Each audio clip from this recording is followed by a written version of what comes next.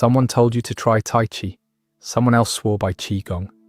And now you're standing at the edge of starting, half in and half out, trying to pick the right one before you have moved a single muscle. I have watched people freeze at this exact spot for years. They hover in the doorway or sit with the video paused, caught on one quiet worry. What if I choose wrong? What if I pour months into the one that was never meant for me? Here is the small joke hidden inside that worry. The tension of trying to choose correctly is made of the very same stuff these two arts exist to loosen. You are gripping the handle of a door that only opens when you stop pulling. So let me take that worry off the table now, the way I do for everyone who walks into my class. After more than 20 years of practice, I can tell you the honest truth. Tai Chi and Qigong are two branches of the same old tree. They grew from the same slow breath-led roots. For a beginner, the difference between them is real, but small. You cannot pick wrong here. You can switch. You can do both. The only thing that costs you anything is standing on the doorstep, waiting to feel certain before you begin. Here is the plain difference, and it is smaller than most people expect. Qigong is the broad, gentle family. It is usually built from short, simple sets. You can repeat standing or seated. One of the old health sets, Ba Duan Jin, has just 8 movements you cycle through. Most people learn it in a single afternoon. Tai Chi is one flowing form that grew out of that same family. It links movements into a longer sequence, a form that takes a while to learn by heart. It came from a martial art, and it stays so close to its gentler cousin that teachers have always called it a moving Qigong. Picture Qigong as the wide old category, and Tai Chi as one long flowing branch of it. That is the whole practical difference. One is a handful of simple movements you repeat. The other is a longer form you grow into. Both are slow. Both are led by the breath. Both ask the body and the mind to move as one thing instead of two that argue. The choice matters so little because both practices do the very same thing inside you. When you move slowly and breathe long and low, your nervous system reads it as safe.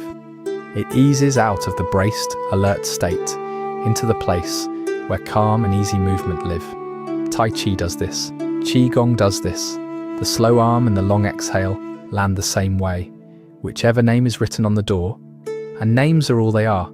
Tai Chi and Qigong are 2 words on a menu, and your body has never read the menu. It only tastes the meal. It feels the slowing, the softening, the long breath, and it does not care what you call it. Let me tell you what I see in the room. Someone arrives certain they must commit to one tradition, forever, tense with the decision. I do not argue. I just guide them through a single movement that lives in both, and I watch the worry drain out of their shoulders, because the body cannot tell the difference. It only knows that it feels better. Modern research says the same thing in colder language. A large review by Yan Ku and colleagues studied Qigong and Tai Chi together, not as rivals, and found strongly similar results across both. Better balance, lower blood pressure, stronger bones, less stress and anxiety.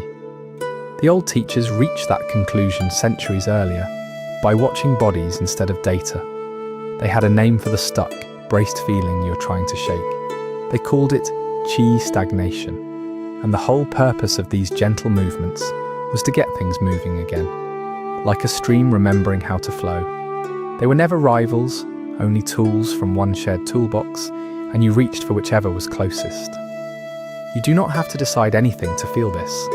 Here is one slow movement that lives in both Tai Chi and Qigong. You can try it right where you are, in under a minute.